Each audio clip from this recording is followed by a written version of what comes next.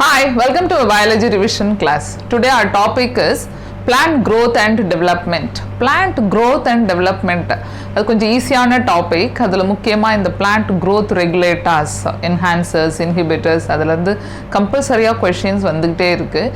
And also இங்கே growth rate, இந்த curve இதெல்லாம் பற்றி கொஞ்சம் இன்ட்ரெஸ்டிங்காக படிப்போம். ஆனால் இது ரொம்ப easy compared to other topics.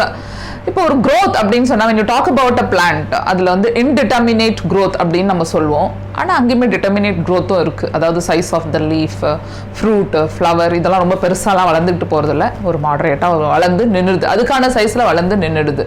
அப்புறம் அதில் எங்கெங்கேருந்து ஆரம்பிக்குது அப்படின்னா ஜென்ரலாக when you talk about annuals, they finish their life cycle within 1 year. Biennialsனா 2 yearsல முடிஞ்சிடும். பெரீனியல்னா மரம் அப்படியே it will be growing அதுக்கப்புறம் ஒரு வருஷம் பூக்கும், அந்த பூவெல்லாம் கொட்டி காய்ச்சி அந்த சீடெல்லாம் செட் பண்ணி விழுந்துட்டு திரும்பி it will start going from the base. திருப்பியும் அது அப்படியே வெஜிடேட்டிவ் ஃபேஸ்க்குள்ளே போய் அப்படியே வந்து செல்லெல்லாம் டிவைட் ஆகி வளர்ந்து திருப்பியும் ஸோ இது அப்படியே கண்டினியூ ஆகிட்டே இருக்கும் பெரினியல் பிளான்ட்ஸில், எஸ்பெஷலி பாலிகார்பிக் பெரினியல்ஸில் இது நடந்துகிட்டே இருக்குது.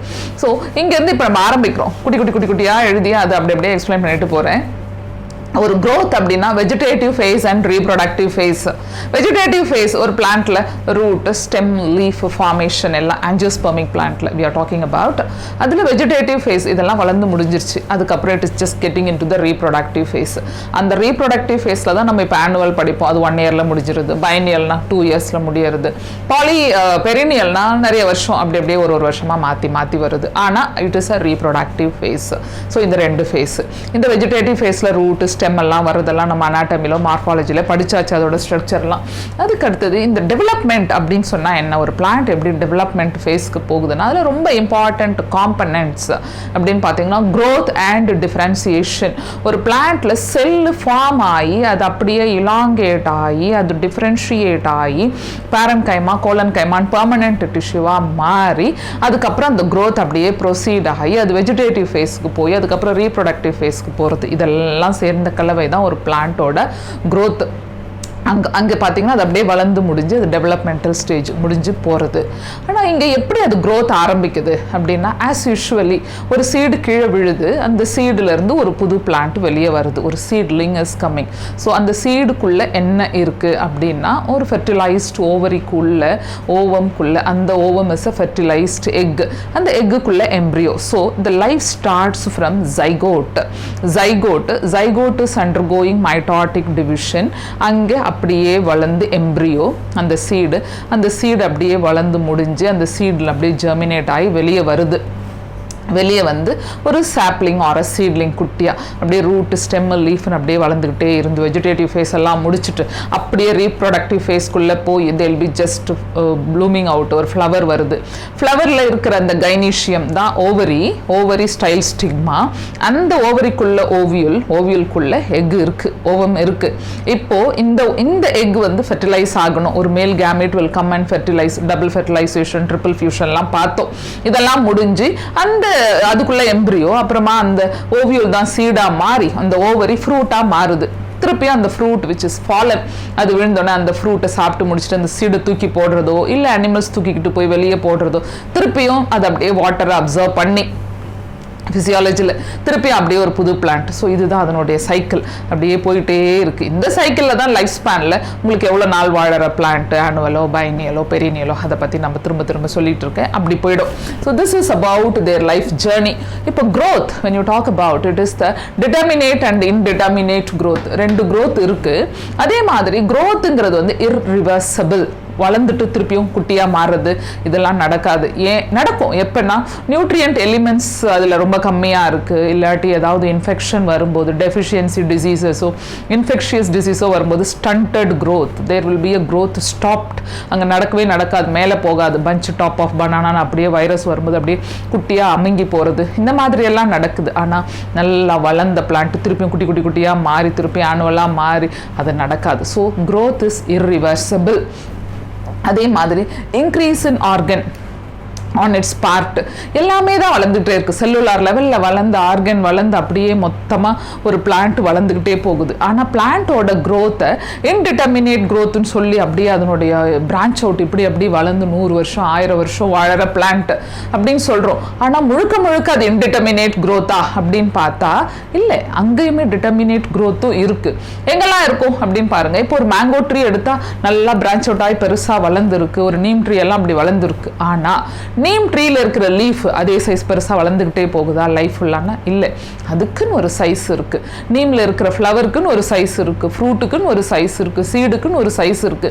இந்த மாதிரி ஆர்கன்ஸ் எல்லாமே டிட்டர்மினேட் க்ரோத்துக்குள்ள வருது. ஸோ ஒரு பிளான்ட்டுக்குள்ள you can see determinate growth as well as indeterminate growth. அதுக்கப்புறம் when you talk about the primary growth and secondary growth, இப்போ primary growthனா என்ன, secondary growthனா என்ன? primary growth annuals biennialsலாம் அப்படியே குட்டியா herb shrub குட்டி குட்டியா நின்னுடுறது. அந்த primary growthலயுமே உங்களுக்கு எல்லா ஆர்கனும் வரும். ஃப்ளவரிங் சீசன் வருது, ஃப்ளவர்ஸ் வருது, ஃப்ரூட் ஃபார்ம் ஆகுது, சீடு செட் ஆகுது, எல்லாமே இருக்கு. ஆனா என்னன்னா அதுல ஒரு திக்கா பார்க்லாம் வந்து ட்ரீயாலாம் மாறல. அதெல்லாம் primary growth. ஆனா எல்லா செல்ஸுமே இருக்கும், எல்லா டிஷ்யூஸுமே இருக்கும். பேரன் கைமா, கோலன் கைமா, ஸ்க்ளீரன் கைமா, பேசிக்கா வர ஜைலம், ஃப்ளோயம், இதெல்லாம் பெர்மனன்ட் டிஷ்யூஸ். இது எல்லாமே அதுக்குள்ள இருக்கு. எல்லா லைஃப் ஆக்டிவிட்டியுமே நடக்குது. ஆனா அதனுடைய சைஸ் அப்படி குட்டி சைஸா நின்றுது. ஆனா குட்டி சைஸ்லயுமே சில நேரத்துல சில பிளான்ட்ஸ்ல இப்போ அகேவ்லாம் பார்த்தீங்கன்னா குட்டியா தான் இருக்கும், ஆனா திக்காயிடும் ஸ்டெம். அந்த herb will go for அது herb தான் குட்டி சைஸாக இருந்தோம். they will undergo secondary growth. secondary growthக்கு போகணும்னா அதுக்கு ஸ்பெஷலாக சில ஐட்டம்லாம் ஒரு பிளான்ட்டுக்குள்ளே வரும்.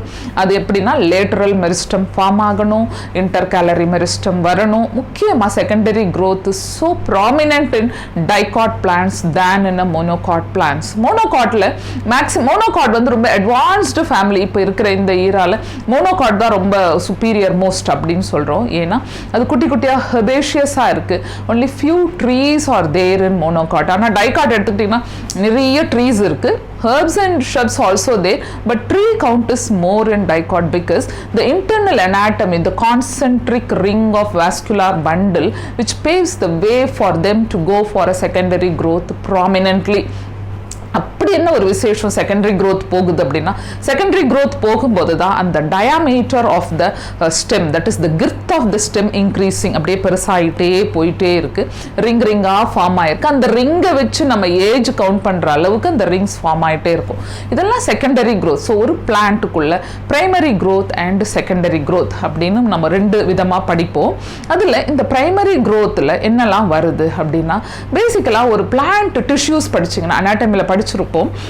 That is, you got 2 types of tissues in plant, meristematic tissue and permanent tissue.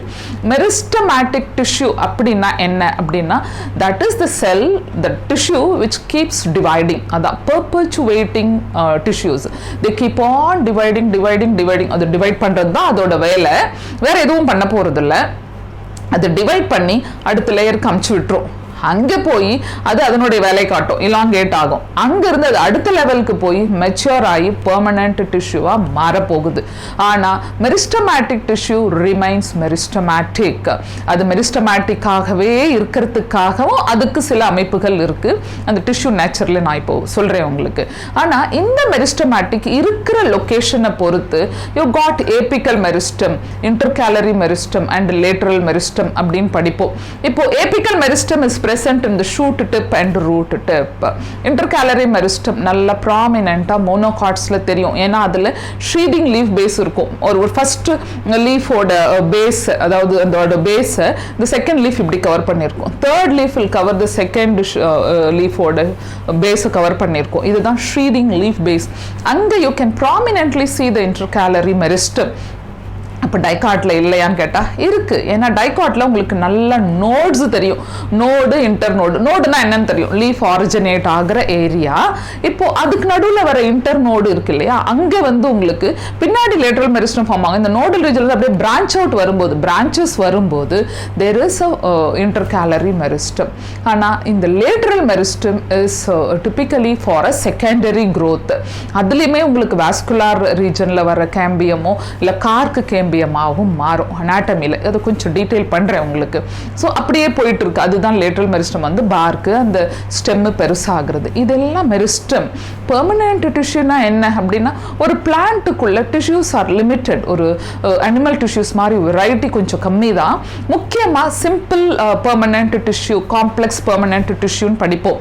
அந்த சிம்பிளில் பேரன் கைமா, கோலன் கைமா, ஸ்க்ளீரன் கைமா, அந்த பேரன் கைமாக்குள்ள வெரைட்டி இருக்கும். உங்களுக்கு அந்த ஏரன் கைமா, அதெல்லாம் குளோரன் கைமா, அதெல்லாம் இருக்கு, விட்டுருங்க. இப்போ பேசிக்கா பேரன், கோலன் அண்ட் ஸ்க்ளீரன் கைமா. அதே மாதிரி காம்ப்ளெக்ஸ் பெர்மனன்ட் டிஷ்யூ வந்தீங்கன்னா ஜைலம், ஃப்ளோயம். ஜைலம்க்கு உள்ள என்னென்ன இருக்குன்னு நம்ம டிரான்ஸ்போர்ட்டேஷனில் பார்த்தோம். ஸோ இவ்வளோதான் உங்களுக்கு பெர்மனன்ட் டிஷ்யூ. இந்த பெர்மனன்ட் டிஷ்யூ ஆக மாறின பிறகு, அதாவது பேரன் கைமா எப்பவுமே லிவிங் டிஷ்யூ, கோலன் கைமா லிவிங் டிஷ்யூ, ஆனால் அதில் செல் வால் டெபாசிஷன், செகண்டரி செல் வால் இருக்கும். ஸ்க்ளீரன் கைமா டெட் டிஷ்யூ, நல்ல திக் செகண்டரி செல் வால். ஜைலம், ஃப்ளோயமும் இப்படி தான் ஃபார்ம் ஆகி உள்ளே இருக்கிற சைட்டோபிளாசத்தெல்லாம் உறிஞ்சி எடுத்துட்டு அப்படியே கொஞ்சமாக திக்காக ஒரு ட்ரக்கியரி எலிமெண்ட்டாகவோ இல்லை வெசலாகவோ மாறிடுது. ஸோ அதுலேயுமே ஒரு லிக்னிஃபைடு திக்னிங் வந்துடும் உங்களுக்கு செல் வாலில். இப்படி தான் ஜைலமும் ஃப்ளோயமும் மாறுது. ஃப்ளோயமில் கூட பார்த்தீங்கன்னா சீவ் செல்ஸ்லலாம் உங்களுக்கு நியூக்ளியஸ் இல்லை. ஒரு காலத்தில் அது லிவிங்காக இருந்து அதுக்கப்புறமா அப்படியே செத்து போன மாதிரி ஒரு ஸ்டேஜுக்கு போய் சைட்டோபிளாசம் மட்டும் இருக்குது. அதே மாதிரி தான் உங்களுக்கு கம்பேனியன் செல். ஸோ இதெல்லாம் அங்கே வந்து மாறப்படுகிறது. அந்த மாறுற இடமாக மெச்சுரேஷன் ஜோன் இருக்குது. இதுதான் பெர்மனன்ட் ஸ்டேட்டஸ்க்கு அது போயிடுச்சு. போன பிறகு திரும்பியும் அது மெரிஸ்டமேட்டிக்காக மாறுமா, மாறாதா, அப்சல்யூட்டாக மாறாதா அப்படிலாம் இல்லை. அதனுடைய சிச்சுவேஷனை பொறுத்து சில நேரங்களில் மாறும். நேச்சுரலாகவே அது மாறிக்குது. ஏன்னா அப்போ அது மாறும்போது தான் there is a formation of இன்டர்ஃபாசிகுலார் கேம்பியமோ இல்லை கார்க்கு கேம்பியமோ அதெல்லாம் நடக்குது. நாம் ஆர்டிஃபிஷியலாக டிஷ்யூ கல்ச்சரில் அதை மாற்றி தான் ஒரே ஒரு செல்லுலேருந்து டோட்டி பொட்டன்ட்னு ஒரு பேரை கொடுத்து அந்த செல்லுலேருந்து என்டையர் பிளான்ட்டை வர வைக்கிறோம். நேச்சுரலாக இருக்கிறத நம்ம ஆர்டிஃபிஷியலாகவும் கொண்டு வந்துட்டோம் இப்போ. அதுக்கப்புறம் பார்த்தீங்கன்னா growth is measurable அப்படின்னு ஒரு டாபிக் கொடுத்துருக்காங்க. growth ஏன் மெஷர் பண்ண முடியாதா? growth மெஷர் பண்ணலாம். ஒரு செல் அப்படியே பெருசாகிட்டே இருக்குது, அதுக்குள்ளே இருக்கிற சைட்டோபிளாசம் கண்டென்ட் இன்க்ரீஸ் ஆகுது, அதை எடுத்து ஃபில்டர் பண்ணி அதெல்லாம் பண்ண முடியாது. ஆனால் growth வளர்றத அப்படியே ஒரு பிளான்ட், ஒரு செல், அந்த ஒரு செல் வளர்ந்துக்கிட்டு இருக்கு, செல் வளர்ந்துக்கிட்டே இருக்குது, அதோட சைஸ் இன்க்ரீஸ் ஆகுது, ஒரு செல்லோட நம்பர் இன்க்ரீஸ் ஆகுது, இப்படியே மாறிக்கிட்டே போயிட்டே இருக்கு. அந்த மாற்றத்தை நம்ம ஃப்ரெஷ் வெயிட்டோ இல்லை ட்ரை வெயிட்டாவோ பார்க்கலாம். ஃப்ரெஷ் வெயிட்னா வாட்டரோட சேர்த்து பார்க்கறது, ட்ரை வெயிட்னா காய வச்சு பார்க்கறது. இதுவுமே நம்ம பயோமாலிக்யூல்ஸ்ல பார்த்தோம். ஸோ இப்போ இப்படி பார்க்குற இந்த செல் நம்ம புக்கில் கொடுத்துருக்க ஒரு ஃபியூ எக்ஸாம்பிள்ஸ்னா நான் இங்கே எழுதியிருக்கேன். மெய்ஸ் பிளான்ட்ல அப்படியே செல் வந்து அப்படியே மெரிஸ்டமேட்டிக் செல் உடஞ்சிக்கிட்டே இருக்கு. ஒரு 1 ஹவர்ல ஒரு 17,500 வரைக்கும் உடஞ்சிக்கிட்டே போகுது அப்படின்னு ஒரு நம்பர். அதுக்கப்புறம் வாட்டர் மெலன்ல சைஸ் அவ்வளோதான், அதாவது சைஸ் குட்டி, நம்பர் அவ்வளோதான், சைஸ் அப்படியே என்லார்ஜ் ஆகிட்டே போயிட்டே இருக்கு. ஒரு 3,50,000 அந்த அளவுக்கு அதனுடைய சைஸ் அப்படியே என்லார்ஜ் ஆகி போயிடுச்சு. இந்த குட்டியா இருந்து இவ்வளோ பெருசா ஆகுது. அதுதான் அந்த சைஸ் என்லார்ஜ் ஆகி தான் அந்த ஃப்ரூட் அப்படியே பெருசாகுது அப்படின்னு ஒரு கவுண்ட். அப்படின்னா இங்கே செல் நம்பரை கொடுக்குறாங்க, செல்லோட சைஸ் என்லார்ஜ் ஆகிறதையும் ஒரு எக்ஸாம்பிளாக கொடுத்துருக்காங்க. போலன் டியூப் ஜெர்மினேஷனில் அப்படியே மேலே ஸ்டிக்மால இருந்து அப்படியே வளர்ந்து, இன்கேஸ் சில பிளான்ட்ஸ்க்கு அந்த ஸ்டைல் ரொம்ப பெருசாக இருக்குது, கைனீஷியம்லாம் அந்த அளவுக்குமே அது வளர்ந்து உள்ளே வந்து it is just moving via the synergid getting into the egg. அந்த அளவுக்கு அந்த போலன் டியூபோட க்ரோத் இருக்குது. அப்போ length of the pollen tube is also countable. Leaf குட்டியாக இருக்கிற லீஃப் அப்படியே பட் ஸ்டேஜில் குட்டியாக இருந்து அப்படியே வளர்ந்து பெருசாகி லீஃபோட சர்ஃபேஸ் ஏரியா. ஸோ எப்படி வேணாலும் நம்ம க்ரோத்தை மெஷர் பண்ணலாம். ஆனால் அதில் இருக்கிற புரோட்டோபிளாசமை எடுத்து வச்சு மெஷர் பண்ணுறது முடியாது. ஸோ ஹைட்டு, வெயிட்டு, வால்யூம் அதெல்லாம் வச்சு நம்ம மெஷர் பண்ணுறோம் அப்படிங்கிற ஒரு டைட்டிலில் இங்கே measurable, the growth is measurable அப்படின்னு முடிக்கிறோம். அதுக்கப்புறம் the phases of the growth அப்படின்னு பார்த்தீங்கன்னா I said as it is meristematic and elongation and maturation zone. 3 zone இருக்கு. இப்போ ஒரு ரூட்டோ இல்லை ஒரு ஷூட் டிப்போ எடுக்கிறீங்க, இப்படி இருக்கு. this is the root tip and it is covered by root cap. okay, இங்கே this is the area where the meristematic cells are present. they keep dividing அவ்வளோதான். இதுக்கப்புறம் the next zone is elongation, the zone of elongation. இப்படி போயிட்டு இருக்கு. இப்படி போயிட்டே இருந்து the cell, அதாவது ஒரு பிளான்ட்டோட length, height is increased. so this is the meristematic zone. keep dividing. இதுக்கப்புறம் elongation, zone of elongation. இதுக்கப்புறம் there is a formation of permanent tissues. இங்கே தான் உங்களுக்கு root hair formation இப்படி நடக்குது. நான் ரொம்ப சிம்பிள் டயக்ராம் போட்டிருக்கேன். இந்த மெச்சுரேஷன் ஜோன் இங்கே இருக்கு, elongation ஜோன் இங்கே இருக்கு, மெரிஸ்டமேட்டிக் ஜோன் இங்கே இருக்கு. இந்த மெரிஸ்டமேட்டிக் ஜோன் அப்படின்னு சொன்னா the cell keep dividing. அதுக்கு என்ன மாதிரி ஒரு அமைப்பு இருக்கணும் அப்படின்னா, ஒரு டிவைடிங் செல்லுக்கு திக்கான செல் வால் இருந்தால் வேலைக்கு ஆகாது. So they possess a very thin cell wall. அதுக்கப்புறம் இன்டர்செல்லுலார் ஸ்பேஸ் இருந்தால் எனர்ஜி வேஸ்ட்டு, அப்புறமா அதுக்குள்ளே போகிற எலிமெண்ட்ஸ் எல்லாமே ஒரே குழப்பம், அதனுடைய கான்சன்ட்ரேஷன் குறையும். ஸோ டைட்லி பிளேஸ்டு செல்ஸ், ஒரு கேப் இல்லாமல் டைட்டாக பிளேஸாக இருக்கணும் அப்படின்னா அங்கே ஓவல் ஷேப்லேயோ இல்லை ரவுண்ட் ஷேப்லேயோ இருந்தால் முடியாது. அப்படியே எக்ஸகோனலாக அப்படியே அரேஞ்ச் ஆகிருக்கும் ஐசோ டயாமெட்ரிக் செல்ஸ். அண்ட் நிறைய சைட்டோபிளாசம் இருக்கும், டிவிஷனுக்கு போகிறதுனால big size nucleus will be there. இதையெல்லாம் தாண்டி ஒன்றுத்துக்கு ஒன்று கனெக்ஷன், இந்த plasmodesmatal connection is well built up in meristematic zone. When you come down to this elongation zone, இந்த செல்லில் வந்து vacuole size பெருசாகுது. ஏன்னா ஒரு செல்லோட vacuole தான் ஸ்டோரேஜ் ஆர்கன் முக்கியமாக. ஸோ அதை vacuole பெருசாக்கி வச்சுக்குது. அதுக்கப்புறம் செல் வாலோட டெபாசிஷன் எல்லாம் இங்கே ஆரம்பிக்குது, செல்லை கொஞ்சம் ஸ்ட்ரென்தன் பண்ணுறதுக்கு. அதுக்கப்புறம் cell size getting elongated, enlarged. And when it comes down to this area, zone of maturation, அங்கே தான் இட் இஸ் டிஸ்டைன்டு. ஓகே, நீ பேரன் கைமாவா மாறிக்க, நீ ஸ்க்ளீரன் கைமாவா மாறிக்க, நீ வந்து கோலன் கைமாவா இல்லை நீ ஜைலமா ஃப்ளோயமா எதுவாக வேணால் மாறிக்க, ஆனால் பெர்மனன்ட் ஸ்டேட்டஸ்க்கு போயிடு. இந்த பெர்மனன்ட் ஸ்டேட்டஸ்க்கு போன பிறகு நீ உடையாத, எப்போ ஒரு டைம் வரும்போது மட்டும் பார்த்துக்கலாம் அப்படின்னு. ஸோ ஆனுவல்ஸில் அது திரும்ப அது ரீடிஃப்ரென்ஷியேட்லாம் ஆகிறதே இல்லை, டீடிஃப்ரென்ஷியேட்டும் ஆகிறது இல்லை. ஆனால் செகண்டரி க்ரோத்தில் அது மாறும். அதே மாதிரி நைட்ரஜன் ஃபிக்சேஷன் நம்ம பார்த்தோம், கார்டிகல் செல் அந்த பாக்டீரியாஸ் இன்வேட் ஆன பிறகு cortex will become, and again they'll just get into the meristematic nature and it will divide. So இதெல்லாம் அப்படி அப்படியே கொஞ்சம் கிளப் பண்ணி பார்த்துக்கோங்க. அங்கே போய் மெரிஸ்டமேட்டிக்காக மாறி உடஞ்சி நாடியூல் ஃபார்மேஷனாக வெளியே வருது. ஸோ இந்த மாதிரி இடங்களில் நேச்சுரே அதுக்கு ஃபிக்ஸ் பண்ணி இருக்கு, நாம் ஆர்டிஃபிஷியலாக டிஷ்யூ கல்ச்சரில் பண்ணிட்டோம்.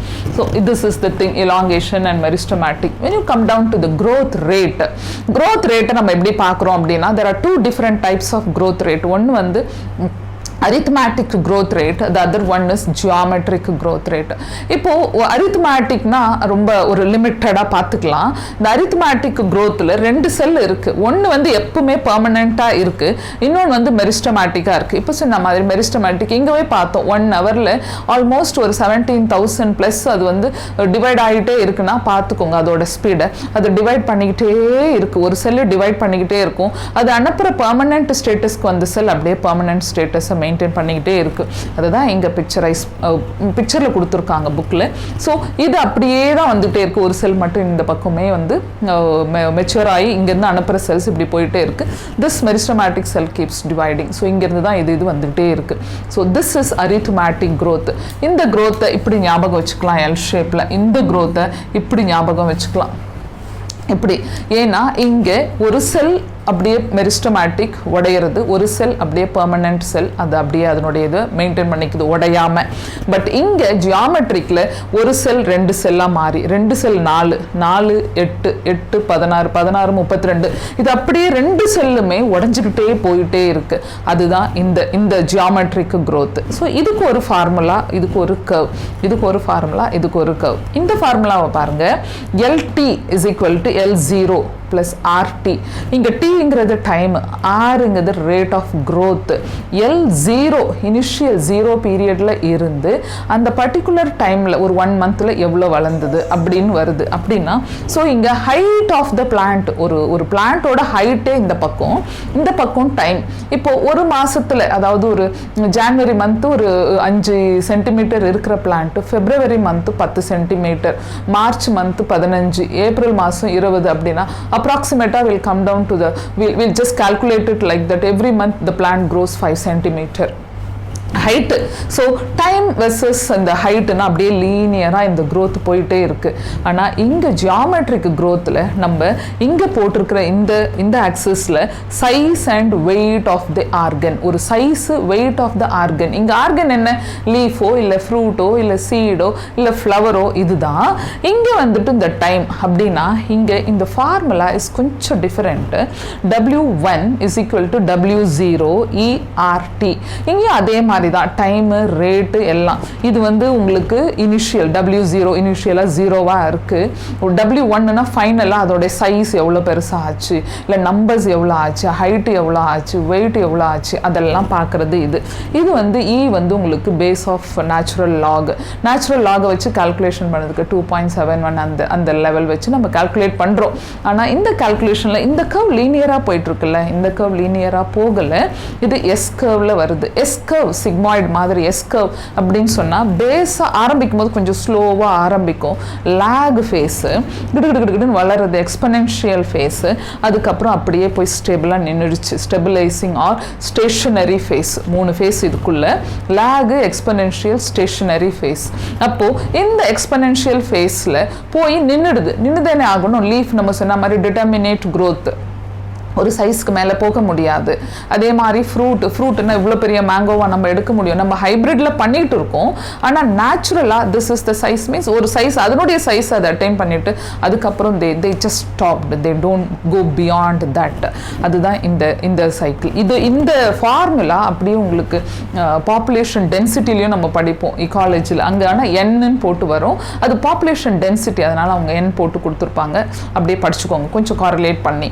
இங்கேருந்து நம்ம இப்போ அப்படியே போகிறோம். க்ரோத்துன்னு எடுத்துக்கிட்டிங்கனாலே உங்களுக்கு absolute growth and relative growth எப்படி அது வேரி ஆகும் அப்படின்னு பார்த்தீங்கன்னா, ஒரு அப்சல்யூட் க்ரோத்னா total growth per unit time, அவ்வளோதான், ஒரு மொத்தமாக வளர்றது. ஆனால் ரிலேட்டிவ் க்ரோத்தில் அதே total growth per unit time from the initial க்ரோத்தில் எவ்வளோ இருந்து அதுக்கப்புறம் அது எந்த ரீச் ஆகுது. அதுக்கு தான் இந்த 2 லீஃப் எக்ஸாம்பிள் கொடுத்துருப்பாங்க. அந்த குட்டி லீஃபு பெருசாகுது, அதே மாதிரி பெரிய லீஃபு கொஞ்சமாக மாறுது. ஸோ இனிஷியல் ஃபேஸில் அதனுடைய ஃபேஸ் எக்ஸ்பனென்ஷியல் படப்படன்னு வளர்ந்து ஃபாஸ்ட்டாக போகிறதுனால அது ரிலேட்டிவ் க்ரோத்து ஹையராக இருக்குது அந்த குட்டி லீஃபில் அப்படின்னு ஒரு குட்டி diagram is there in the book. இதையெல்லாம் தாண்டி there is efficiency index. Efficiency இண்டெக்ஸ்னால் என்ன அப்படின்னா, ஆரே இங்கே rate of growth, the magnitude of R. இப்போ இந்த ரேட் ஆஃப் க்ரோத் ரொம்ப வளர்ந்துக்கிட்டே இருக்குது, ரொம்ப ஹையஸ்டாக போகும்போது அதை தான் நம்ம எஃபிஷியன்சி இண்டெக்ஸ்ன்னு சொல்கிறோம். இதனால என்னன்னா, ரொம்ப ஹையஸ்ட் எஃபிஷியன்சி இண்டெக்ஸில் ரொம்ப ஹையஸ்ட் ஆர் இருக்கும்போது சிலதில் ரொம்ப லோவர் ஆர் இருந்ததுன்னா இந்த லோவர் ஆரை இந்த ஹையர் ஆர் ஓவர்டேக் பண்ணிட்டு போயிட்டே இருக்கு. அப்படின்னா என்னன்னா, அங்கே இருந்து இந்த ஹையர் ஃபாஸ்ட்டாக வளரும்போது, இப்போ இந்த ஒரு பிரான்ச் குட்டியாக வளருது, இந்த பிரான்ச் ஃபாஸ்ட்டாக வளர்ந்துக்கிட்டு போகுது. மேபி அந்த provision of other oxygens or whatever hormone they required would be more, or the exposure to the sunlight would be more. This region would be growing faster, this is lower அப்படின்னா இதோட இது out number ஆகி போகும்போது அதனுடைய growth ஒட்டி அதில் இப்போ சடனாக இப்போ லீஃப் பட்ஸ் வரலாம், அந்த லீஃப் பட்ஸ் அப்படியே மாறி ஃப்ளோரல் பட்ஸாக வரலாம். So the new organ form ஆகவும் it will be more helpful. அதுதான் அங்கே எஃபிஷியன்சி இண்டெக்ஸ். அதனோட efficiency is more so that it is overtaking the other thing and then producing new organs too. And when you come down to this condition of growth, என்னெல்லாம் condition is very important for a plant to grow அப்படின்னா, there is an internal factor and external factor. internal factor ரொம்ப முக்கியம். ஒரு plant இருக்கிற இடம், அது observe பண்ணுற தண்ணி எவ்வளோ முக்கியமாக இருக்குது. அந்த தண்ணியை ஒட்டி தான் பிளான்ட்டுக்குள்ள டர்ஜிடிட்டி இஸ் மெயின்டைன். அப்போ டர்ஜிடிட்டியை மெயின்டைன் பண்ண டர்கார் ப்ரெஷரோ வால் ப்ரெஷரோ வாட்டர் பொட்டென்ஷியல் எப்படி இருக்குது, இதையெல்லாம் காரிலேட் பண்ணி வளர்க்க அதனுடைய ஹார்மோன்ஸ் எப்படி இருக்குது, அதனுடைய என்சைம் ஆக்டிவிட்டி எப்படி இருக்கு. ஸோ இதெல்லாமே ஜெனட்டிக்கலாகவும் டிசைன் ஆகிருக்கு.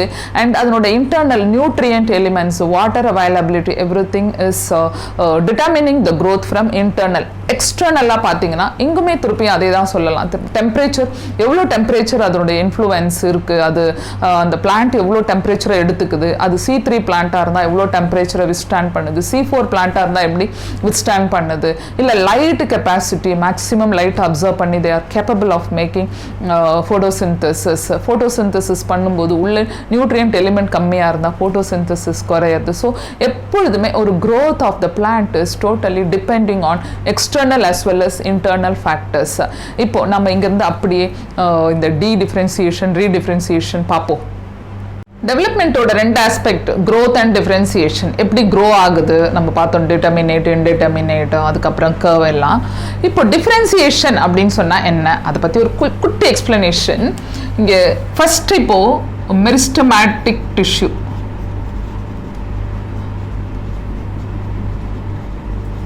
Meristematic tissue is a perpetuating tissue.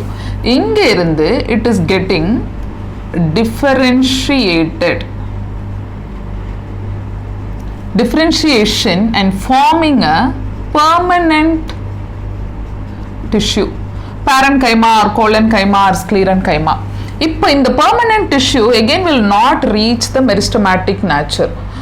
ஆனால் சில நேரங்களில் அது நடக்கும், நேச்சுரலாகவே அது நடக்குது. எங்கன்னா செகண்டரி க்ரோத் அப்போ நடக்குது, ப்ளஸ் கார்டெக்ஸ் செல்ஸில் நடக்கும் நைட்ரஜன் ஃபிக்சேஷனில். இன்கேஸ் இப்போ இது மெரிஸ்டமேட்டிக்காக மாறுது செகண்டரி க்ரோத். அப்போ செகண்டரி க்ரோத்தில் உங்களுக்கு you have vascular cambium and cork cambium. இப்போ வாஸ்குலார் கேம்பியம் அப்படின்னு சொன்னால் this is the vascular bundle. You have the vascular bundle like this. In case of a dicot stem, this is xylem and this is phloem.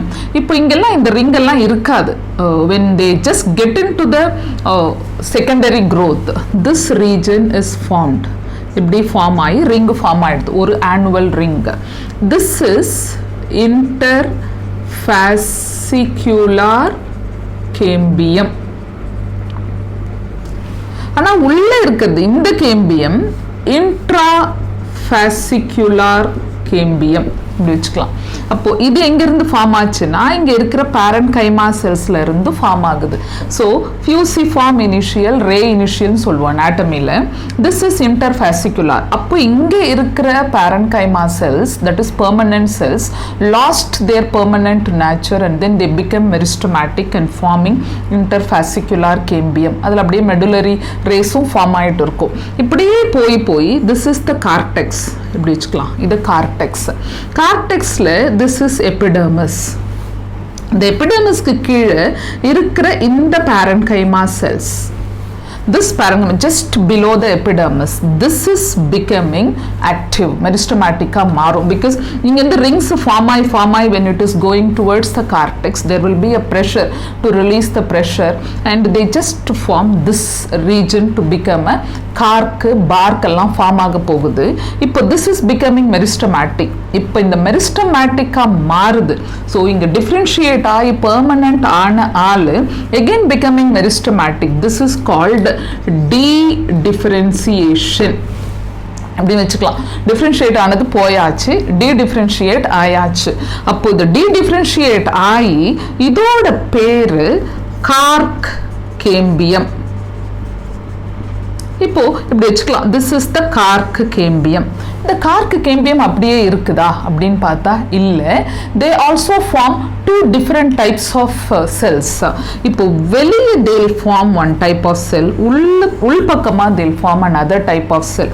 இப்போ வெளியே form ஆகிறது கார்க், உள்பக்கம் form ஆகிறது secondary cortex. Okay, so இந்த கார்க் கேம்பியம்க்கு இன்னொரு பேரு ஃபெல்லோஜென். ஜென்னுனா cambium, அது அப்படியே ப்ரொடியூஸ் பண்ண போகுது, அதனால ஜெனிரேஷன், அதனால ஃபெல்லோஜென். அப்போ செகண்டரி கார்டெக்ஸோட இன்னொரு பேரு ஃபெல்லோடெர்ம். இதுக்கு இன்னொரு பேர் இருக்கு ஃபெல்லம். இது ரொம்ப எக்ஸாமில் ரொம்ப முக்கியமான point அனாட்டமியில்.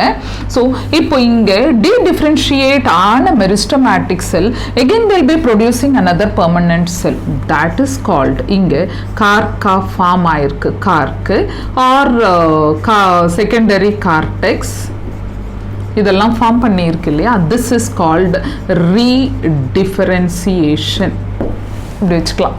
So this is becoming permanent differentiation and then de-differentiation and re-differentiation. இதே phenomenon தான் உங்களுக்கு tissue cultureலயும் போகும். ஸோ இந்த மாதிரி மாறும், அதனுடைய தேவைக்கு ஏற்ற மாதிரி. otherwise the permanent tissue remains as a permanent tissue. இங்கே அது தேவை இருக்குது, அது மாறி இருக்குது. அதுதான் இந்த புக்கில் நமக்கு கொடுத்துருக்காங்க, அது ஒரு ஸ்கீமேட்டிக்காக கொடுத்துருக்கிறது. So this is very important. இதெல்லாம் சேர்த்து தான் இந்த development, growth and differentiation is 2 important aspects of growth அப்படின்னு நம்ம சொல்லிட்டு இருக்கோம். டெவலப்மெண்ட் அப்படின்னு சொல்கிறோம். இப்போ பார்த்தீங்கன்னா இதில் ஒரு இம்பார்ட்டன்ட் ஃபேக்டர்ஸ் இருக்கும், இன்டர்னல் ஃபேக்டர்ஸ், எக்ஸ்டர்னல் ஃபேக்டர்ஸ். என்னென்ன ஃபேக்டர்ஸால் இந்த க்ரோத்தோ இல்லை டெவலப்மெண்ட்டோ எப்படி டிஸ்டர்ப் ஆகுது இல்லை எப்படி என்ஹான்ஸ் ஆகுது அப்படின்னு பார்க்க போனால், இப்போ இன்டர்னல் ஃபேக்டர்ஸ்லேயே உங்களுக்கு முக்கியமாக கெமிக்கல்ஸ் எல்லாம் உள்ள இருக்கு. என்சைம்ஸோ இல்லை ஹார்மோன்ஸோ, they're all just moving between the cells, ஒரு செல்லேருந்து இன்னொரு செல்லுக்கு. இதெல்லாம் இன்டர் செல்லுலார். இல்லை ஜெனட்டிக்கலாக இப்படி தான் ஃபிக்ஸ் ஆகிருக்கு, ஆனுவலாக இருக்குது, பைனியலாக இருக்குது, 2 வருஷத்தில் சாக போகுது அப்படிலாம் ரொம்ப ஜெனட்டிக்கலாகவே ஃபிக்ஸ் ஆனதெல்லாம் இன்ட்ரா செல்லுலார். இதெல்லாம் இன்டர்னல் ஃபேக்டர். எக்ஸ்டர்னல் ஃபேக்டர்ஸ் அப்படின்னு பார்த்தீங்கன்னா எப்பவும் போல் அதே டெம்பரேச்சர், லைட்டு, வாட்டர் அதெல்லாம் வச்சு நம்ம எக்ஸ்டர்னல் ஃபேக்டர்ஸ். நம்ம புக்கில் இதனுடைய கண்டினியூவேஷனாக பிளான்ட் க்ரோத் ரெகுலேட்டர்ஸ், PGR அப்படின்னு சொல்கிறோம். அதெல்லாம் இன்டர்னல் ஃபேக்டர்ஸில் வருது. அது நம்ம மொத்தமாக அதோட ஹிஸ்ட்ரி, அது ஆக்சின், ஜிப்ரலின் எல்லாத்தையும் ஒன்றா படிப்போம். அதனால கடைசி எக்ஸ்டர்னல் ஃபேக்டர்ஸை நான் முதல்ல கொடுத்துட்டேன். இதனோட கண்டினியூஷனாக அப்படியே நம்ம எல்லாத்தையும் படிப்போம். ஸோ எக்ஸ்டர்னல் ஃபேக்டர்ஸில் கொஞ்சம் அவங்க ஃபோட்டோ பீரியாடிசம் இல்லாட்டி வெர்னலைசேஷன் என்ன அப்படின்னு கொடுத்துருக்காங்க. ஃபோட்டோ பீரியாடிசம் அப்படின்னு சொன்னால் the exposure of the plant towards the light on which they will be able to make the flowers. So ஃப்ளவரிங்கே அதை டிபெண்ட் பண்ணி தான் இருக்குது அப்படின்னு ஒரு கருத்து எப்பவுமே இருக்குது. ஆனால் சில நேரங்கள் அங்கங்கே கொஞ்சம் மாறும் கூட. அதில் இவங்க என்ன பண்ணுறாங்க, long day plants and short day plans 2. இப்போ ஒரு கிரிட்டிக்கல் போட்டோ பீரியட்னு ஒரு பர்டிகுலர் போட்டோ பீரியட் இருக்கும். அதுக்கு கீழே போனாதான் சில ஃப்ளவர்ஸ், சில பிளான்ஸ் வில் ஃப்ளவர் இட். அதெல்லாம் ஷார்ட் டே பிளான்ஸ். கிரிட்டிக்கல் ஃபோட்டோ பீரியடுக்கு கீழே போனால் ஷார்ட் டே பிளான்ஸ், அதுக்கு மேலே போனால் தான் தேல் ஃப்ளவர் இட், அதெல்லாம் லாங் டே பிளான்ஸ். இப்போது இது எப்பவுமே எக்ஸாக்டாக லைட்டு தான் அதோட இம்பார்ட்டண்ட் கான்செப்டா அப்படின்னு பார்த்தா சில நேரங்களில் அதனுடைய dark, light and dark, day and night ரெண்டுமே சேர்ந்து கூட சில பிளான்ஸோட ஃப்ளவரிங்க்கு ரொம்ப உதவியாக இருக்குது அப்படின்னு ஒரு கருத்து.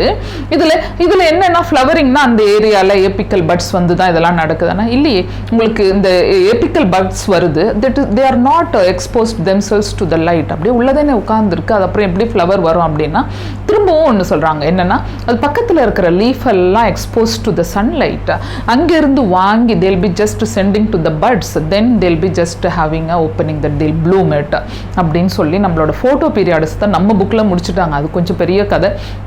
நான் எப்பவும் சொல்கிற மாதிரி this is totally depending on NCERT, ஒரு ரிவிஷன். அதனால் அங்கே இருக்கிறத மட்டும்தான் நான் கொடுத்துருக்கேன். அதில் இன்னொரு டாபிக் இருக்குது, vernalisation, that is exposure to the low temperature. ரொம்ப சில்லாக வச்சு அப்படியே பிளான்ட்டை வர வைக்கிறதோ இல்லை சீட்லிங்கை அந்த ஸ்ப்ரவுட்டை வர வைக்கிறதோ, அதெல்லாம் லோ டெம்பரேச்சரை எக்ஸ்போஸ் பண்ணும்போது சில நேரங்களில் they'll be inducing the flowering. அதில் உங்களுக்கு 2 வெரைட்டி கொடுத்துருக்காங்க. என்னென்னா winter variety and spring variety. இப்போ பேசிக்கலாக பார்த்தீங்கன்னா ஸ்ப்ரிங் வெரைட்டிலலாம் அந்த ஸ்ப்ரிங் சீசன்லேயே பிளான்ட் பண்ணி அப்படியே வளர்ந்து கிடகிடன் வளர்ந்து they'll flower it and then they set the fruit and they'll just go for the senescence and முடிஞ்சிடும். இந்த மாதிரி அந்த க்ரோயிங் சீசனுக்குள்ளே லைஃபே முடிஞ்சிடும். ஸ்ப்ரிங் சீசனில் தான் பிளான்ட் பண்ணுறோம். அதெல்லாம் ஸ்ப்ரிங் வெரைட்டி. அதாவது முக்கியமான எக்ஸாம்பிள்ஸாக வீட்டு, பார்லி, ரை இதெல்லாம். ஆனால் வின்டர் வெரைட்டியில் கொஞ்சம் சேஞ்ச் இருக்குது. ஏன்னா எக்ஸாக்டாக வின்டர் வெரைட்டியில் அதை நம்ம பிளான்ட் பண்ண முடியதில்லை. அது ஆட்டம் சீசன்லேயே அதை விதைச்சி அந்த வின்டர் சீசனில் கொஞ்சமாக சீட்லிங் வந்து அதுக்கப்புறம் அப்படி ஒரு வளர்ந்து மிட் சம்மருக்கு வரும்போது அதை ஹார்வெஸ்ட் பண்ணுறது. அது ஏன் அப்படி போகுது அப்படின்னா it's also depending on the temperature and weather condition and plant order, genetic nature, all that combines to make that to grow. Just before the winter season you will have to plant it. It all happens. இதில் அப்புறம் பார்த்தீங்கன்னா biennial plans. யூஸ்வலாக நமக்கு இந்த கேரட்டோ கேபேஜெல்லாம் நம்ம ஊரில் கிடைக்கிறது இல்லை, மலைவாச ஸ்தலங்கள் அப்படின்னு சொல்கிறோம், ஹில் ஸ்டேஷன்லேருந்து கிடைக்கிறது. அதெல்லாம் biennials. they are all very much happy and flowering in the low temperature. So this is about vernalization. இதுக்கப்புறம் ஜென்ரலாக we are just getting into plant growth regulators, plant hormones. அதில் உங்களுக்கு they influence the activity, அதாவது ஃப்ளவரிங்கோ இல்லை seed setting or fruit forming or they senescence or they just delay the senescence or fruit ripening. அது எல்லாமே depending on this plant growth regulators. அதில் நம்ம படிக்க போகிறதெல்லாம் ஆக்சின், ஜிப்ரலின், எத்திலின், சைட்டோகைனின் அந்த மாதிரி. அதெல்லாம் எதில் இருந்து வருதுன்னு ஒரு சின்ன பேராகிராஃப் இதிலிருந்து கூட கொஷின் வரலாம். இங்கே பார்த்தீங்கன்னா IAA indole acetic acid, this is indole compound. அதே மாதிரி உங்களுக்கு பர்ஃபைரல் அமினோ பியூரினோ இல்லை கைனட்டின், சைட்டோகைனின் ரிலேட்டட் திங், இந்த கைனட்டின் அப்படிங்கிறது இதெல்லாம் வந்து அடினைன் டெரிவேட்டிவ்ஸ். அதே மாதிரி GA3 ஜிப்ரலிக் ஆசிட் ஃபஸ்ட்டு கண்டுபிடிச்சது, this is a kind of a terpene. Ethylene எடுத்துக்கிட்டிங்கன்னா கேஷியஸ். ஆப்சிசிக் ஆசிட் எடுத்துக்கிட்டிங்கன்னா கேரட்டின் டெரிவேட்டிவ். இந்த டெரிவேட்டிவை கம்பல்சரியாக படிச்சு தான் ஆகணும்.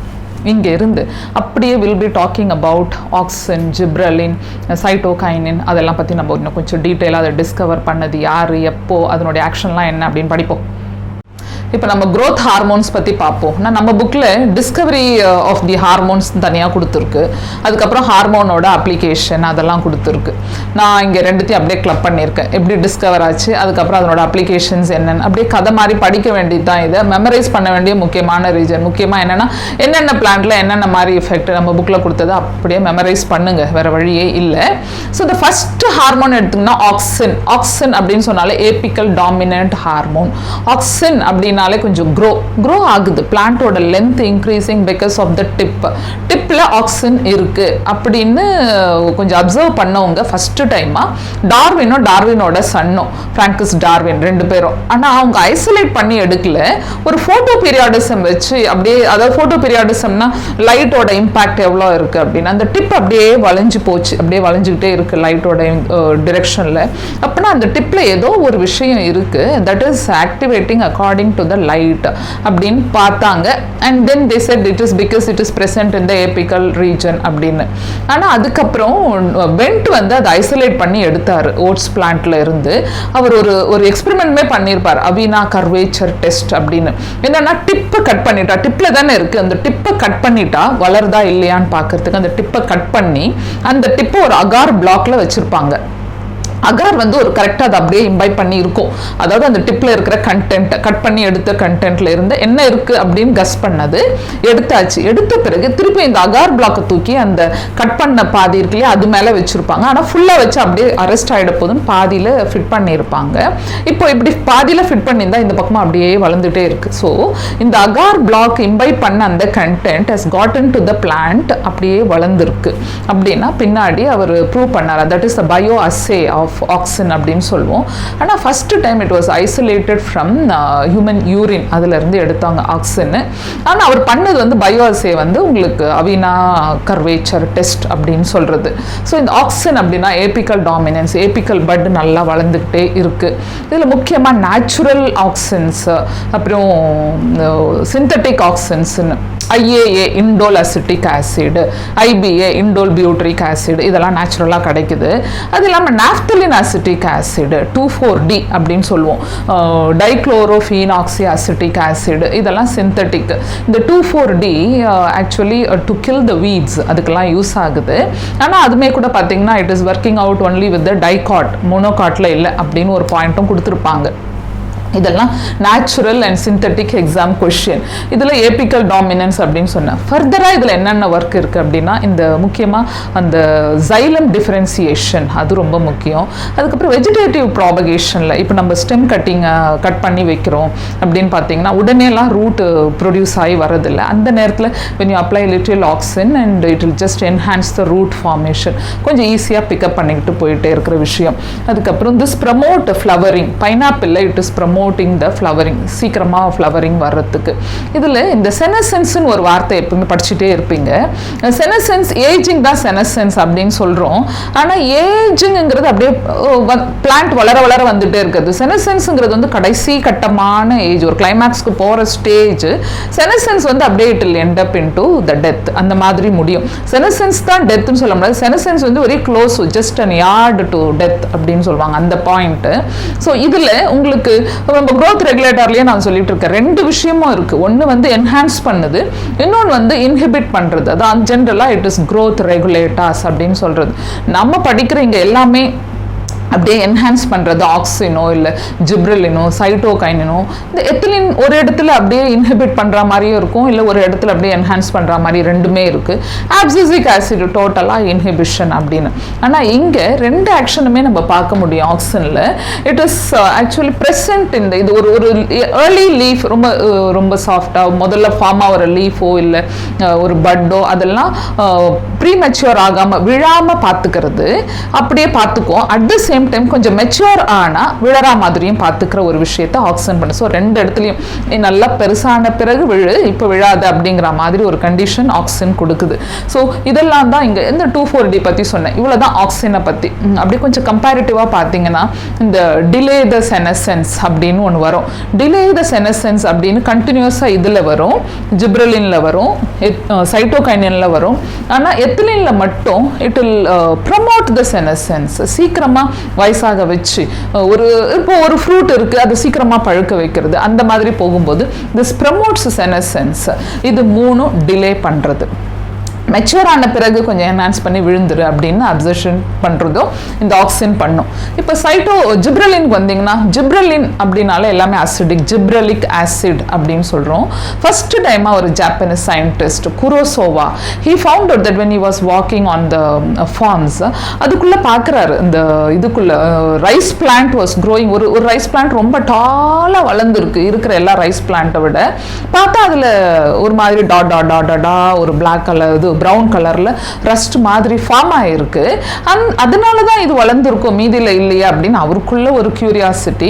அதை எடுத்துட்டு வந்து எக்ஸ்ட்ராக்ட் பண்ணி பார்த்து ஒரு நார்மலாக இருக்கிற பிளான்ட்டுக்கு அனுப்பி பார்த்தா அந்த பிளான்ட்டும் டக்குன்னு நீட்டாக வளர்ந்துட்டு இருக்கு. இந்த இன்டர்நோடல் இலாங்கேஷன் அப்படின்னு சொல்லுவோம், இதை பால்டிங் அப்படின்னு. இவர் ஃபர்ஸ்ட் கண்டுபிடிச்சதே ரைஸ் பிளான்ட்ல. அதை எடுத்த ஃபங்கை வந்து ஜிப்ரலா ஃபியூஜிகொரை. ஸோ அந்த சயின்டிஸ்ட் பேரு குரோசோவா. இதெல்லாம் ரொம்ப முக்கியம். குரோசோவா கண்டுபிடிச்ச ஜிப்ரலா ஃபியூஜிகொரையால வர டிசீஸ் பால்டிங் டிசீஸ் ஆர் பக்கனே டிசீஸ் அப்படின்னு சொல்லுவோம். இதை ஃபூலிஷ் சீட்லிங் அப்படின்னு சொல்றோம். ஏன்னா சீட்ஸ் எல்லாம் பார்த்தா வெளியில கவர் ஆகி இருக்கு, ஆனா என்னன்னா உள்ள ரொம்ப சதப்பட்டுலாம் இல்லாம அப்படியே போயிருக்கும் பிகாஸ் ஆஃப் திஸ் டிசீஸ். இது வந்து டிசீஸ் காசிங் அப்படின்னு தான் எடுத்தது. ஆனா அதுல இருந்து எடுத்த அந்த லிக்விட் ஜிப்ரலிக் ஆசிட் ரொம்ப பின்னாடி ரொம்ப யூஸ்ஃபுல்லாக இருக்குது. எப்படின்னா உங்களுக்கு பேசிக்கலாக யோசித்து பாருங்கள், ஒரு சுகர் கேன் வந்து நீட்டாக வளர சுகர் கேன்லேருந்து நம்ம சுகர் எடுக்கிறோம் அப்படின்னா அது நீட்டாக வளர்த்து விட்டுக்கிட்டே இருந்தோம்னா நமக்கு அதுலேருந்து கிடைக்கிற சுகர் கண்டென்ட் நிறைய இருக்கும் இல்லையா? ஸோ அங்கே யூஸ் பண்ணிக்கிறாங்க. அதனால உங்களுக்கு 20 tons per acre ரைஸ் ஆகுது. இது காமனாக தெரிஞ்சுக்க வேண்டியது. ஆனால் இதை வந்து இன்டர்நோடல் இலாங்கேஷன் அந்த பால்டிங் அப்படிங்கிறது எல்லா நேரத்துலையும் இல்லை. நமக்கு யூஸ்வலாக ஒரு லாங் டே பிளான்ட் எடுத்துட்டு கொண்டு போய் டார்க் ஜோனில் கொஞ்ச நேரம் வச்சாலும் அந்த மாதிரி நடக்கும். கண்டினியூஸாக டெய்லி பண்ணிட்டு இருந்தால் அந்த மாதிரி நடக்கும். ஆனால் இது நேச்சுரலாகவே ஜிப்ரலிக் ஆசிட் இப்படி பண்ணிக்கிட்டு இருக்கு. ஃபர்ஸ்ட் டைம் இப்போ ஜிப்ரலிக் ஆசிட்னு வந்துட்டு இதனால என்னென்ன யூஸ் இருக்கு, இப்போ அக்ரிகல்ச்சரிஸ்ட் எல்லாம் ரொம்பவே யூஸ்ஃபுல்லாக இருக்கு அப்படின்னா நிறைய பேர் இதை கண்டுபிடிக்க ஆரம்பிச்சு more than 100 gibberellic acids have come, GA அப்படின்னு சொல்றோம். இதை அதில் GA1 GA2 GA3 GA4 பேர் கொடுத்துட்டே போனாங்க. ஆனால் ஃபர்ஸ்ட் டைமாக கண்டுபிடிச்சது GA3 Gibberellic acid 3. அதுவும் எக்ஸாம் கொஸ்டின் தான். So this is also delaying the senescence. அதுக்கப்புறம் இன்க்ரீசிங் த இன்டர்னோடு பால்டிங் அப்படின்னு சொல்கிறோம். In beetroot, sugar cane and cabbage 20 tons. Increasing the size in apple. Stalk of the grapes எல்லாம் கொஞ்சம் வளர்ந்துக்கிட்டே போகுது அப்படின்னா நிறைய கொத்தாக ஃபார்ம் ஆகிறதுக்கு. அதுக்கப்புறம் speed up malting and proving industry. Proving இண்டஸ்ட்ரியில் இது ரொம்பவே யூஸ்ஃபுல். அதுக்கப்புறம் பைனஸ் பிளான்ட் எடுத்துக்கிட்டிங்கன்னா பைனஸ் சீடு டார்மன்சியை பிரேக் பண்ணுறதே கொஞ்சம் கஷ்டம். அங்கே இது ரொம்ப it will break the dormancy. Gibberellin நிறையவே அப்ளை பண்ணுவாங்க. அந்த ஃபாரஸ்ட்ல அந்த சீட்ஸை கலெக்ட் பண்ணி they just dip into the gibberellin and then they sow it. அதுக்கு இது ரொம்ப useful. So this is about gibberellin.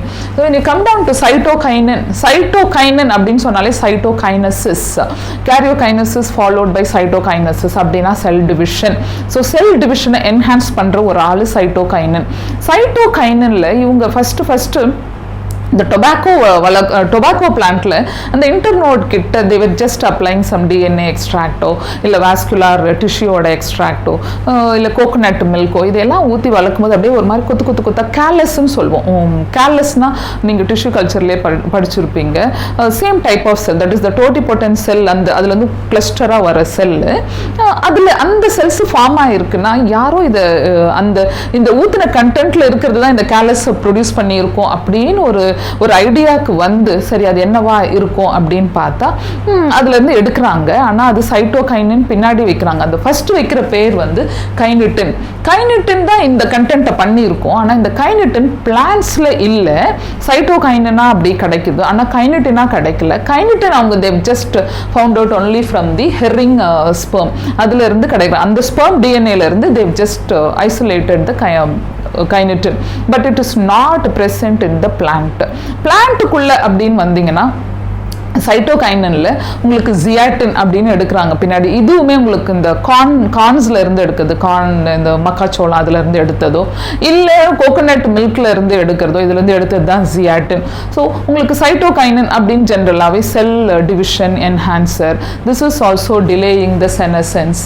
Natural cytokinin அப்படின்னா ஜென்ரலாகவே எங்கெங்கெல்லாம் இருக்கும் ஒரு பிளான்ட்லன்னா சைட்டோகைனின் தானே. அதனால முக்கியமாக ரொம்ப ஏரியா ஆஃப் அ பிளான்ட், மெரிஸ்டமோ இல்லை young buds, young leaf buds or young fruits or young flowers அது பெருசாகிற வரைக்கும் அங்கே நிறைய டிவிஷன் தேவைப்படும். அந்த இடங்களில் you can see this is also delaying the senescence and it is overcoming the dominance and it also promotes the nutrient mobilisation. ஒரு ஏரியாவிலேருந்து இன்னொரு ஏரியாவுக்கு போகிறதுக்கு ரொம்ப யூஸ்ஃபுல்லாக இருக்கிற ஒரு இம்பார்ட்டண்ட் ஹார்மோன்.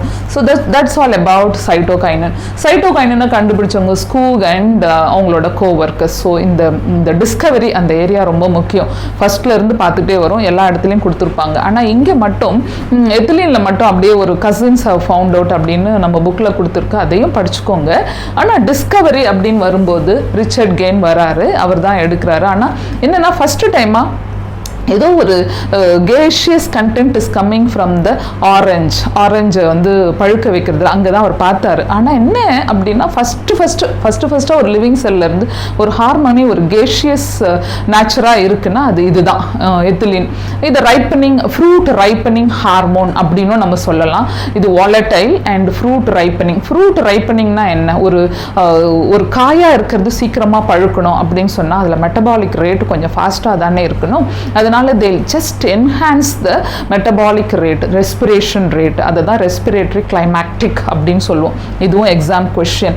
ஆனால் இப்போ கமர்ஷியலாக ஈத்தோஃபோன் அப்படின்னு ஒன்று வந்துருச்சு. அது வந்து எப்படின்னா ஃபாஸ்ட்டாக இட் வில் பி அப்சர்வ்டு. நம்ம ஊற்றினோம்னா கடகடன்னு அப்சர்வ் பண்ணிக்கும். ஆனால் செல்லில் இருந்து அடுத்த ஏரியாவுக்கு மூவ் ஆகிறது அப்படியே ஸ்லோவாக வச்சுக்கும். அதில் ஃபியூ எக்ஸாம்பிள்ஸ் கொடுத்துருப்பாங்க. அதில் வர எக்ஸாம்பிள் டொமேட்டோ, அதுக்கப்புறம் it will be enhancing the female flower in cucumber, அதுக்கப்புறம் இந்த அப்சிஷன் இந்த செர்ரியோ இல்லை காட்டன் ஃபைபர்ஸோ அதுலலாம் இதெல்லாம் ஈத்தோஃபேன் ரிலேட்டடு. இதுக்கு முன்னாடி இங்கே பார்த்தீங்கன்னா this ethylene is both enhancer as well as an inhibitor too. ஆனால் இன்ஹிபிஷன்னா இதில் கொஞ்சம் அதிகமாகவே தூக்கலாக காட்டுற ஒரு விஷயம். ஸோ இங்கெல்லாம் டிலே த செனசென்ஸ், இங்கே it will just enhance the senescence. அப்படி தான் இந்த ஃப்ரூட் பழுக்கணும் இல்லையா, அப்படின்னாலே அது வயசாக போகுது, ஈஸியாக வயசாகி அது கிளைமேக்ஸ்க்கு வந்துருச்சு அந்த மாதிரி ஒரு விஷயம். அதுக்கப்புறம் break seed and break dormancy and peanut and potato example பார்த்துக்கோங்க. இதெல்லாம் எக்ஸாம்பிள்ஸ் ஆர் வெரி இம்பார்ட்டன்ட். பீனட்டை வந்து பீனட் சீடை ஜெர்மினேட் பண்ணுறதுக்கோ இல்லை பொட்டேட்டோவை ஸ்டோர் பண்ணி வச்சு அதில் ஸ்ப்ரவுட் வந்துடும். ஸோ எக்கனாமிக் லாஸ் அதனால் கிடைக்கும் இந்த பொட்டேட்டோ டியூபரில். ஆனால் உங்களுக்கு அது விதைக்கும் போது that is very important. Store பண்ணி வைக்கும்போது இது கொஞ்சம் ஒரு எக்கானமி லாஸை கொடுக்குற ஒரு விஷயம். அதே மாதிரி நோட் அண்ட் இன்டர்நோட் இலாங்கேஷன் இங்கே நம்ம பார்க்குறோம். அதுவும் வாட்டர் பிளான்ட்ஸில் இங்கே பார்த்தீங்கன்னா in case of gibberellin internodal elongation, nodal elongation இல்லை, இங்கே ரெண்டுமே வாட்டர் பிளான்ட்ல. ஸோ வாட்டர் பிளான்ட்ல இந்த நோடல் இன்டர்நோடல் இலாங்கேட் ஆகி அந்த வாட்டர் பிளான்ட் அப்படியே மேலே வந்து தண்ணியில் அப்படியே படர்ந்து இருக்கும்போது leaves, so they can easily expose themselves to the sunlight and photosynthesis would be carried out and they'll be very healthy. அது நடக்கும், அந்த நியூட்ரிஷன் டெஃபிஷியன்சி எல்லாம் வராமல் பார்த்துக்க. At the same time they do one more thing, that they'll be enhancing the root formation also. So root formation, root hair formation இருக்கும்போது absorption ரேட்டும் கரெக்டாக இருக்குது. ஸோ இதெல்லாம் நம்ம எத்திலீன் பண்ணுது. ஸோ இது எல்லாமே நம்ம பார்த்தோம். இது மூணுமே auxin, cytokinin and gibberellin, all the three are root enhance, that is the growth enhancers. இங்கே வரும்போது ethylene is playing both the role. ஆனால் அந்த இன்ஹிபிஷன் கொஞ்சம் தூக்கலாக இருக்குது. டோட்டலாக இன்ஹிபிட்டரி ஹார்மோன் அப்படின்னு சொன்னால் ஆப்சசிக் ஆசிட். ஆப்சஷன் அப்படின்னு சொன்னாலே விழருது, ஆப்சசிக் ஜோன் அப்படின்னு சொல்லலாம். இப்போ ஒரு செடியிலேருந்து ஒரு லீஃப் விழுந்தோன்னா ஒரு வாட்டரி சப்ஸ்டன்ஸ் வெல்கம், அந்த விழற இடமே ஒரு மாதிரி கொஞ்சம் அப்படி வளைஞ்ச மாதிரி இருக்கும், அதுதான் ஆப்சசிக் ஜோன். அப்போ உள்ளே இருக்கிற அந்த வாட்டரி ஃப்ளூவிட் வெளியே வந்து அந்த ஜோன் அப்படியே கவர் பண்ணிக்கும். Because that area is open now and it is an open wound which is very very healthy for other microbes to get into it. அங்க இருக்கிற அந்த fluid வச்சு microbial attack ஈஸியா இருக்கும். அதுக்காக நேச்சுரே ஒரு விஷயத்தை ப்ரொடியூஸ் பண்ணி அந்த ஏரியாவை கவர் பண்ணு, wound healing மாதிரி wound கவர் பண்ணி வைக்கிற ஒரு விஷயம் தான் அந்த abscisic acid. ஆனா abscisic acid என்ன பண்ணுதுன்னா ப்ரமோட் பண்ணி they just making the leaf to fall or the fruit to fall. அந்த fruit falling அப்படிங்கிறது வந்து நல்லா மெச்சூர் ஆகி விழுந்தா பரவாயில்ல, எங்கா இருந்தா விழக்கூடாது இல்லையா? அப்படின்னா எங்கா இருந்தா விழாம இருக்கிறதுக்கு இங்க ஜிப்ரலின் இருக்கு, மெச்சூர் ஆனா விழறதுக்கு ஆப்சசிக் ஆசிட் இருக்கு. இது ரெண்டும் கொஞ்சம் ஆன்டகோனிஸ்டிக்கா ஆக்ட் பண்ணும். இதனுடைய முக்கியமான வேலை இதெல்லாம் இண்டிவிஜுவலாக ஒவ்வொரு ஒர்க்கர் அப்படி இப்படி கண்டுபிடிச்சு அதில் பார்த்தீங்கன்னா இன்ஹிபிட்டார் பி, அப்சிஷன், டார்மின் அப்படின்னா தனித்தனியாக கண்டுபிடிச்சாங்க. ஆன் ஹோல் கடைசியாக எல்லாமே அப்சசிக் ஆசிட் ABA அப்படின்னு சொன்னாங்க. இதுக்கு இன்னொரு பேர் ஸ்ட்ரெஸ் ஹார்மோன். ஸ்ட்ரெஸ் ஹார்மோன்னா இது ஸ்ட்ரெஸ்ஸை கொடுக்குதா ஒரு பிளான்ட்டுக்குன்னா? அப்படிலாம் இல்லை. ஒரு பிளான்ட்டுக்கு வாட்டர் ஸ்ட்ரெஸ் வரும், டெம்பரேச்சரில் ரொம்ப நேரம் இருந்தால் ஸ்ட்ரெஸ் வரும், சீடு அப்படியே ரொம்ப டார்மெண்ட்டாக வச்சுட்ருக்கோம், சில நேரத்தில் அதுக்கு சரியான கண்டிஷன் கிடச்சி முளைக்க வரைக்கும் அப்படின்னா அந்த டெசிகேஷனுக்கு போறது, இந்த மாதிரி நிறைய ஸ்ட்ரெஸ் எல்லாம் வந்தாலும் இது ஹேண்டில் பண்ணிக்கும். அதனால இது ஸ்ட்ரெஸ் ஹேண்ட்லர் இது அந்த ஒரு பிளான்ட்ல.